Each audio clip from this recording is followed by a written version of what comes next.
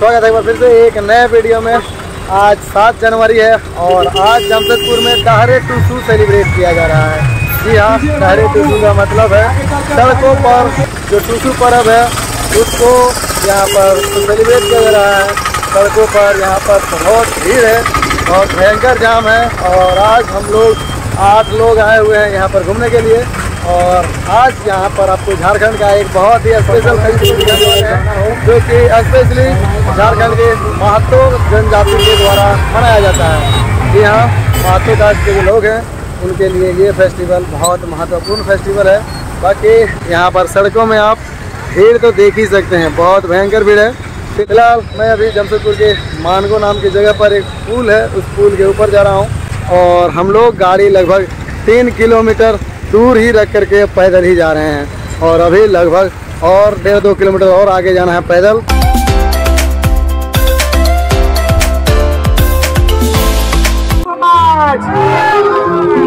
पीछे सांस्कृतिक मंच देखा हमारे पास पहुंची गए हमार लांचन मातो झुमर के हमारे गमरिया पास निवास करो लालचंद दादा के स्वागत है।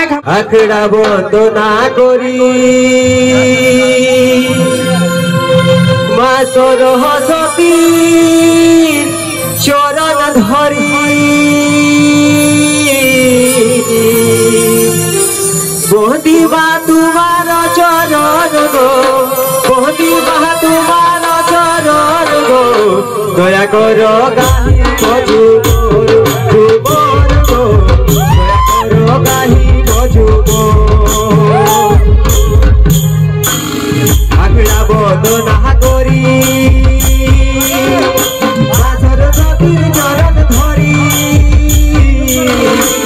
आखड़ा बंद ना करी सरस्वती चरण धरी कोटि महातो मान चरण गो कोटि महातो मान चरण गो दया करो गाही बजू गो जुबान गो करो दया गाही बजू गो।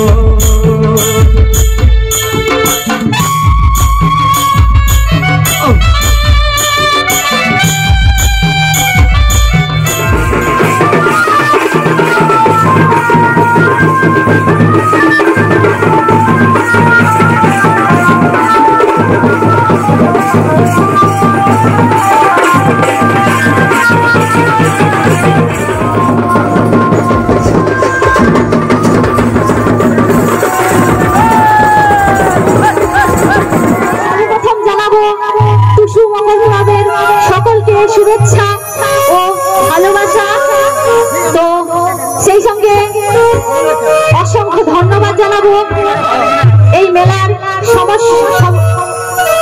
সকল সদস্যকে অসংখ্য ধন্যবাদ। তো সকল সদস্যের জন্য জয় জয় হাততালি হয়ে যাক নাকি? ঠিক আছে, তো আমরা আদিবাসী মানুষজন, তো আমাদের অনেক সংস্কৃতি আছে, তো তারই মধ্যে একটা সংস্কৃতি হচ্ছে টুসু পরব, মকর পরব। তো যাই হোক, আমি আমার প্রথম গান একটা বন্দনার আখড়া দিয়ে শুরু করবো। তো গানের মাধ্যমে যদি কোনো ভুল ত্রুটি হয়ে থাকে তা আপনারা আমাকে ক্ষমা করে দেবেন।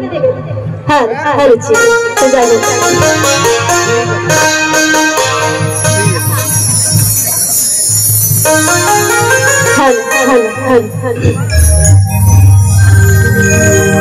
আখড়া বন্ধনা করে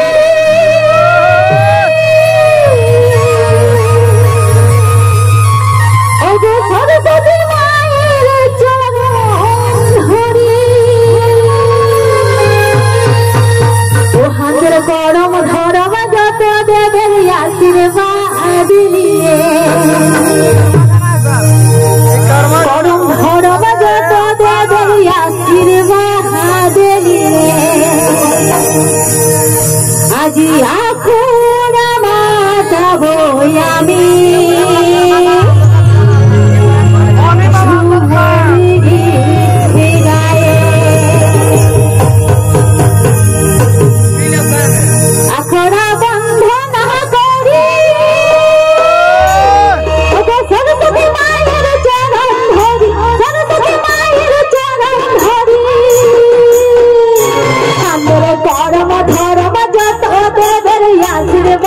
लिए करम धर्म जत होते तेरे आशीर्वाद लिए